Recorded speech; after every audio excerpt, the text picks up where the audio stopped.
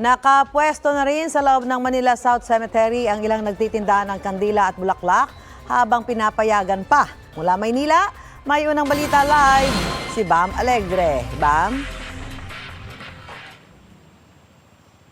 Susan, good morning. Ngayon yung huling araw dito sa Manila South Cemetery na maaaring maglinis at magpaganda ng mga puntod. Per piece, tapos yung 320. Kompleto na ang paninda ni Rosalie para sa darating na undas dito sa Manila South Cemetery.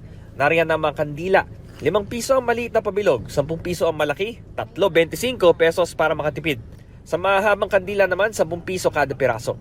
Meron ding tig 15 pesos.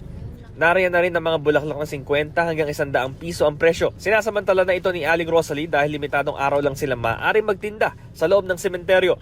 Hanggang 27 na lang po.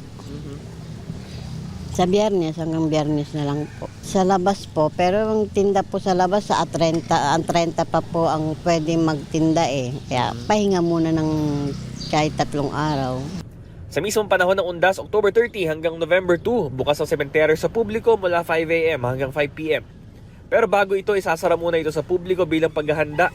Hanggang October 28 na lang ang mga libing. Ngayong October 25, Miyerkules, ang huling araw na pwede maglinis at mag-ayos ng mga puntod. Dahil maulan na panahon, wala raw gaano nagpapalinis kay Ricky ulit. Matamlay pa ang kanyang hanap buhay. Unti pa lang nagpapalinis. Yan, hindi na katulad dati, marami.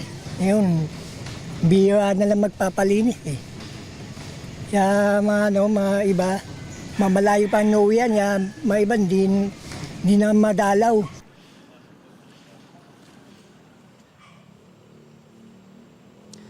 Susan, tulad sa Manila North Cemetery, mahigpit na ipinagbabawal ang mga vendor, mga sasakyan, mga nakakalasing na inumin, ang mga sandata at ang mga may ingay na tugtugin sa mismong undas. Ito ang unang balita mula rito sa Maynila. Bam Alegre para sa GMA Integrated News.